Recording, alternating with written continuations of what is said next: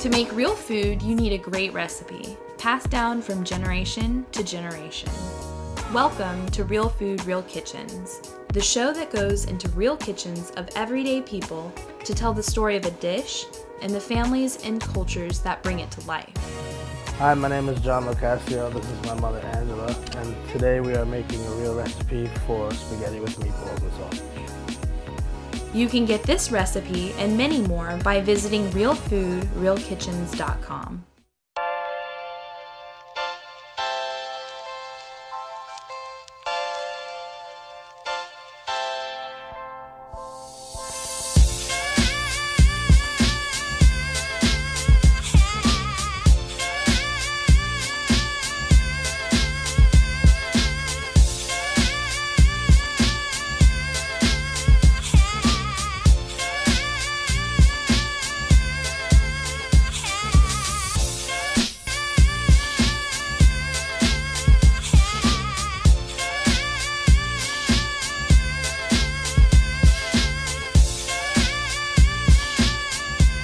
Today we're going to make spaghetti with meatballs and sausage.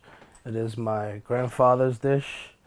I've eaten it ever since I was a kid, up until he passed. It has beef meatballs with Italian style sausage and tomato sauce.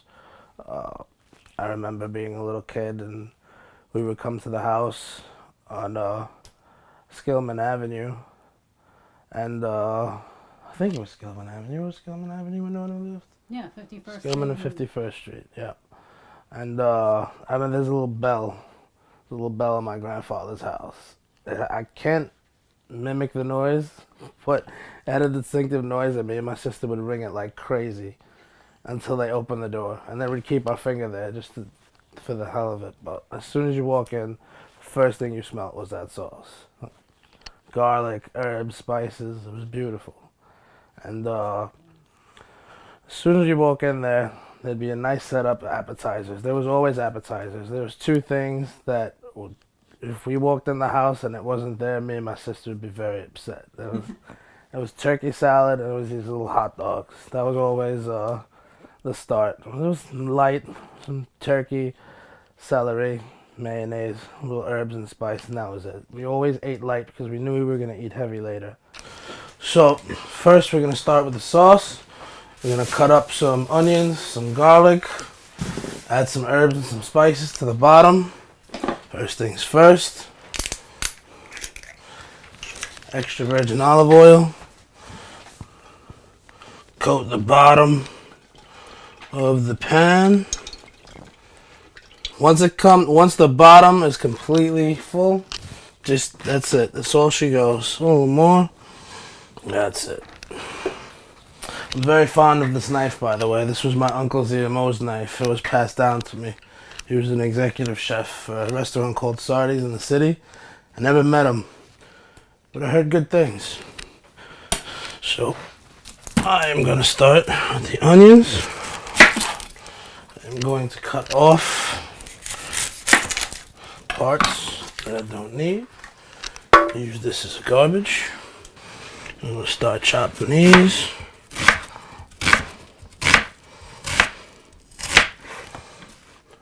A lot of times you see all these fancy chefs on TV and professional chefs. They can cut it a little here, a little there, and then dice it right away. Yeah, my knife skills ain't that good. But I do the best with what I got. If you get a nice pile, give it a nice rough chop. Some people like smaller pieces in their sauce, some people like bigger. I like bigger. I like a nice thick sauce. I don't like when it gets too watery because then it's not really sauce. It smells like a tomato soup. Doesn't make much sense. Into the pot we go. Right into the pot we go. Let's get to the garlic.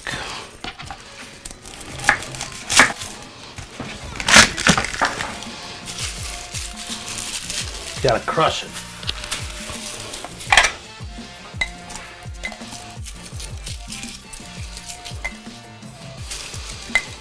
Pick out the cloves.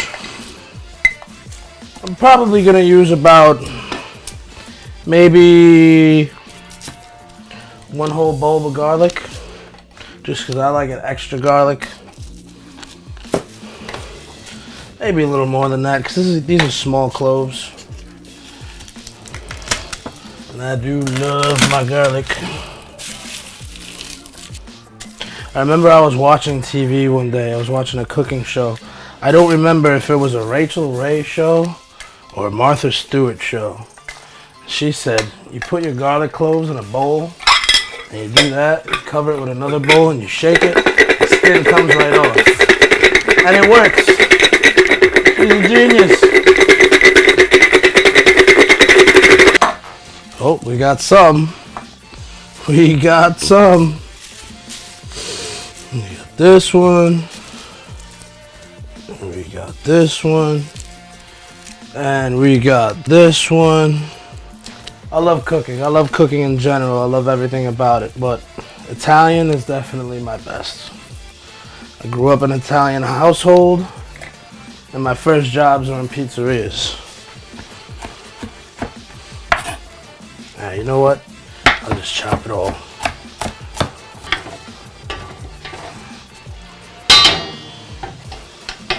One thing, my mother, my aunt, my uncle, my grandparents, anybody ever told me, you make a sauce, you use a wooden spoon, wooden spatula, wooden anything. Don't use metal. It's like a diss to the sauce you're making. You just use wood. So I listen. Put that there for a few. These are red pack. As I was saying earlier, my grandfather used these. Probably because they were on sale. The supermarket where my father was raised in the neighborhood in Woodside. But my family's from Queens. I was born and raised in Queens. I was born in Elmhurst at St. John's Hospital, so I'm a Queens boy from top to bottom. Now these are starting to sizzle. I'm going to stir them up a little bit. Now what you're looking for is you want a nice caramelization. You want the onions to turn translucent. Take a look at this. See how they're starting to change color? That's what you're looking for. Gotta keep stirring them. Keep them moving. Leave them for another couple seconds.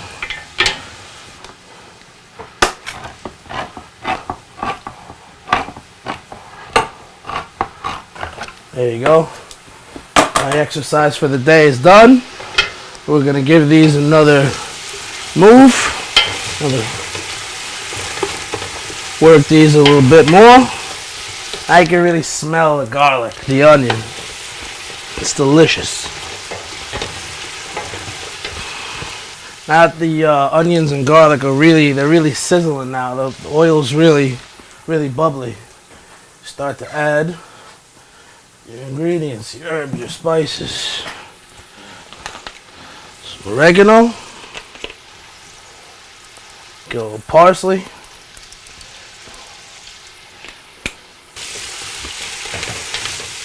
So you work that around a little bit. You want the oil to absorb all these flavors. You really want to keep working. Add some salt, some black pepper, and then stir that in. These are plain crushed tomatoes.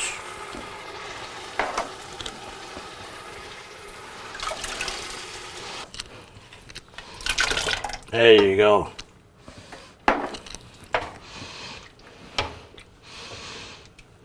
Traditionally, I'd boil the tomatoes, but that's what Nono did, so that's what I'll do. My grandfather actually never taught it to me. I would always watch and observe, and he taught me how to make the turkey salad, but he never showed me how to make the sauce before he passed. It took me years. I mean, he passed not too long ago, but he never showed me as he was getting older. And John and I are both, if you want to call them mutt Italians. We're a mixture of the whole the whole boot, actually. My father-in-law was from Tuscany, Italy. He was also Sicilian. Mom was from Piedmontese, and she came from, my mother-in-law actually came from Fubina, Alessandria, Italy. And then for me, my mom came from Napoli, and my dad was from Rome and Sicily.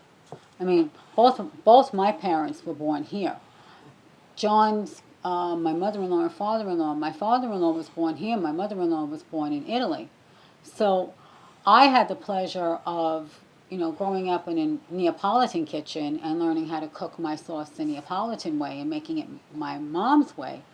But then also my grandmother, my father's mom, when she was in a wheelchair, I became her legs, kind of, and I learned to make her sauce and make it in a different way.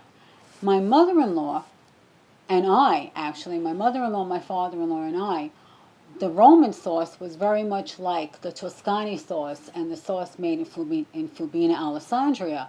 So basically, the variant of that was where it was basically the same with the basil and the garlic, the oil. But my mother-in-law would make it with oregano. She would add a touch of cilantro, maybe some chopped shallots. But she would also put in some red wine towards the end of it, and it would just give that kick and that sweetness that was amazing. And but like John said, Dad passed away just this past August, and then my mother-in-law went into a nursing home 10 years ago, or it might be even longer than that now, about 12 years ago. It was a while ago. And when it was just difficult when Mom went in, because being that both my children really never knew my mother, who was in the picture down there. My mother-in-law was really the only grandmother they knew and the one that they learned a lot from.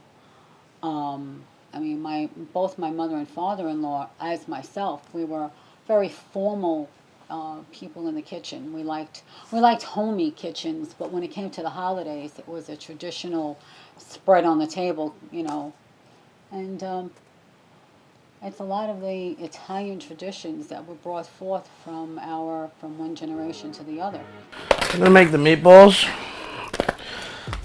Depending on how you like your meatballs, some people put ground beef, veal, pork. My grandfather did a little bit of everything, but today I'm just gonna use the beef. I like the way it comes out.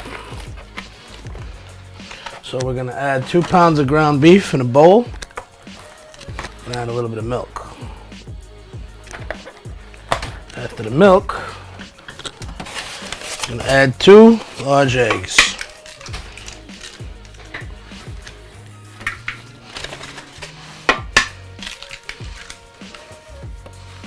Next,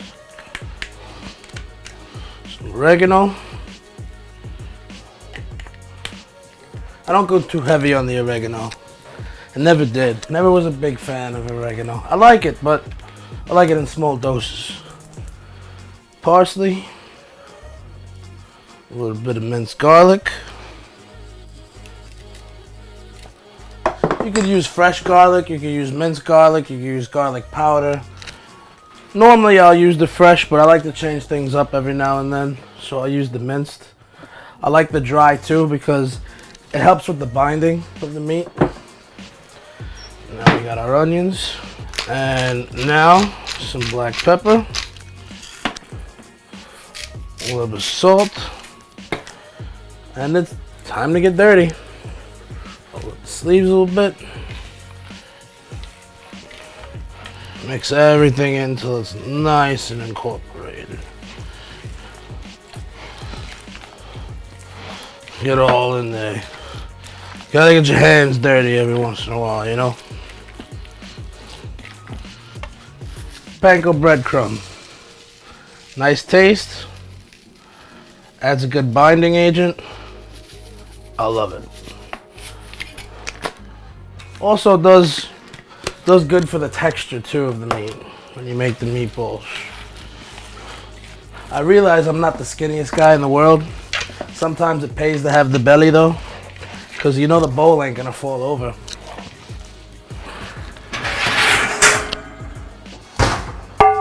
Cast iron skillet. I love this thing. Cook everything in it. Sear, saute, you name it, I'll do it. Fry. This thing has been in my house for as long as I can remember. I don't know who it belonged to before it belonged to me, but I use it.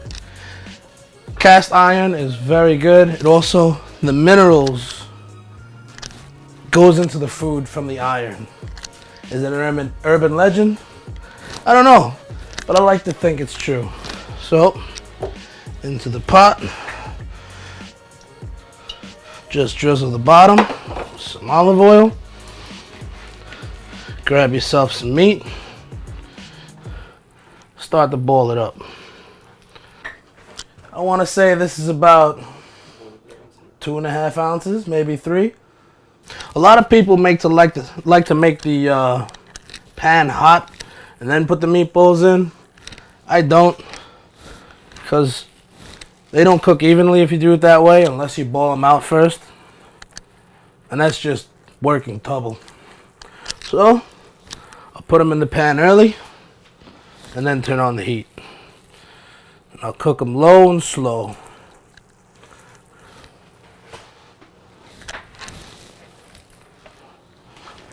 Get this going. Medium flame. And let it rock. Now that we got the meatballs working, we're going to leave them there for a little while. Let them get some nice color and rotate them around. I only want to sear these. I do not want to cook them through, because after I sear them and seal in the flavor, they're going in this sexy beast right here with all that sauce.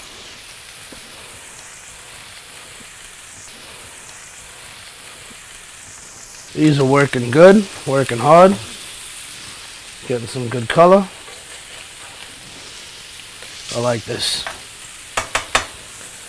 So that we get names straight. My dad was Anthony Marchese, and my mom was Virginia Rinaldi Marchese. Her parents were from Napoli, and my dad's parents, my grandfather from Sicily, and my grandmother from Rome. My grandfather was actually the first Marchese to fight in World War II as an American, because he came here and soon after received his U.S. citizenship, and he was a young boy, so he ended up fighting in World War II. When it comes to my mother-in-law and father-in-law, my dad, John Lawrence Ocasio Sr., he was born in Tuscany, Italy, and he came here as a young boy. My mother-in-law, Doris Ocasio, or actually Doris De Simone Ocasio, she was born in Fubina, Alessandria, and she came here as I think about 10 years old. So she had a hard journey getting here, with her younger sister, with her older sister. And it was a difficult time for her. But my father-in-law and mother-in-law both came from around the Astoria area. And Dad, as a matter of fact, after World War II, both my father and my father-in-law served in World War II. My dad was a U.S. Army specialist, weapons specialist, and he fought in Normandy during World War II on the beaches of Normandy. And to me, he's a hero. He was an amazing man. My father-in-law was in the Navy, and he was on the ships during the World War II and during the battle in Normandy. And he was in the OSS, which is now the CIA. So for both of us, I know both our dads are heroes. So the meatballs are seared, nice, got some good color on it. I'm gonna put these in nice and slow so they don't splash up. Get them right into the sauce. These are only cooked maybe 25 or 30% of the way, really just the outside. And they can finish cooking inside the sauce.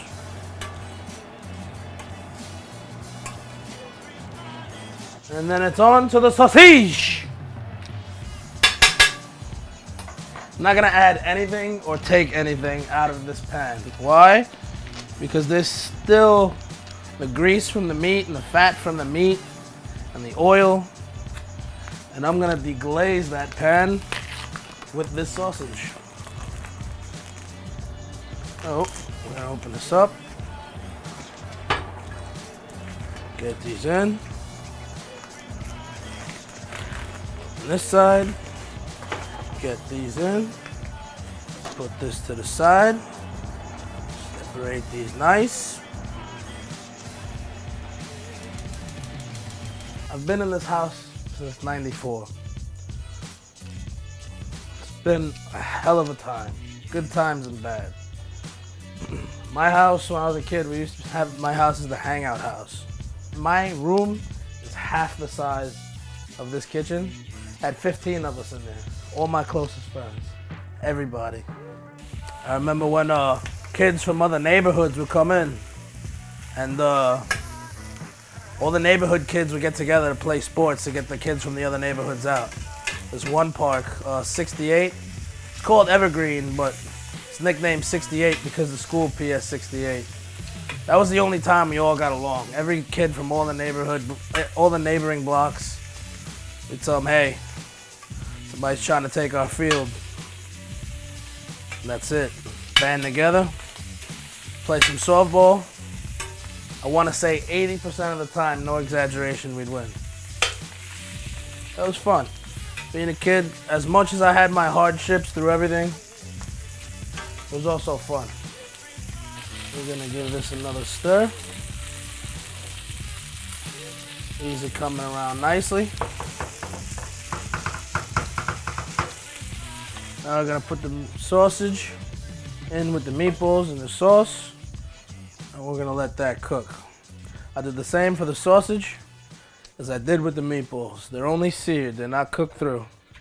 They are still raw sausages. I just seared in the flavor. All right, we're gonna let this simmer for about 5 hours, low and slow. And when she's done, she's gonna be delicious. Oh, I forgot to add one thing, surprise ingredient.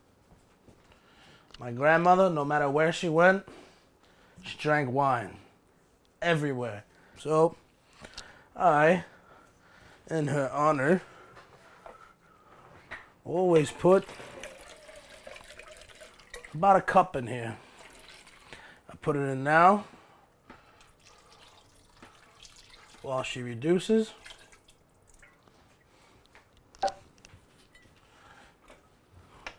And then at the end, when the sauce is completely finished, I top it off with just a little more wine, just so you could really taste the red wine, the flavor of the wine with the flavor of the meat. Right now, I currently own a food truck and catering business with my partner, Rebecca. We're new. We launched our truck in October of last year. So it's been a ride. It's been fun. It's been challenging, but it's been fun.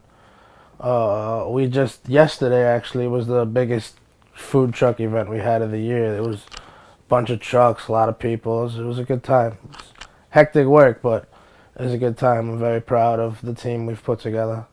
I remember when he was little, and my dad would come, or sometimes well, John told you his dad was very sick when he was a little boy. My dad would come and help me out and take care of the kids while I went to the hospital or the doctors with my son with my husband. Excuse me. My dad would cook with them or make dinner for them, and I'd come home and dinner would be cooked, and my father would turn around and say to me, "You should be proud of him. He helped me a lot in the kitchen. He helped me make the burgers, or he helped me cut the French fries." And the same thing when it came to as he got older with my mother and father-in-law. you know, as they got older, they weren't working as fast as they used to, trying to get the dinner on the table. And they would grab a hold of his hands, and before you knew it, he was in the kitchen and starting to cut the cheese in slices and maybe peel the carrots and help out. And I mean, I would see this kid who, you know, would just amaze me just by being in the kitchen and just loving and enjoying just seeing his grandparents laugh and having a great old time doing it. It was, you know, it's funny, you never see a pathway coming, but it wasn't until he actually started in working in the pizzerias that I remember his friend Brian telling me, "No, your son's learning to be a good pizza man. He's learning how to lay out the pizza dough and make out a good pizza." And it wasn't until then that I'd go in the pizzeria just around the corner here, when it was here, that I started realizing that my son could very well become a chef when he got older because of his love of being in the kitchen. Meatballs and sausage are done. Sauce is done. And we are ready to eat. It's important for me to maintain all the recipes and everything I do as a chef. And when it comes to business and career and all that stuff in the food industries, because the bottom line for me is legacy. I would love to leave a legacy behind me. I would love for me to be long dead and gone and my restaurant still stands and somebody walks in and asks who's the fat guy on the picture, and then my kids or my kids' kids can say it's me, and you know, I built it from nothing, and you know, it came to be what it is in that day and age in the future. It's still kept in the family, still family owned, still thriving, still making people happy.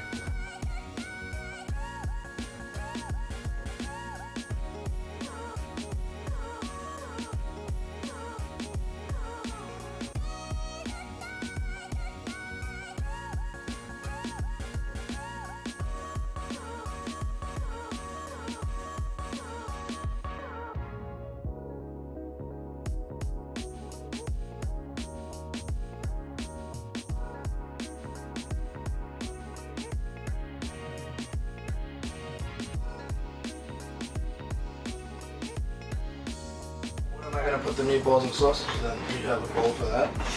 I could get it. Captain Formal.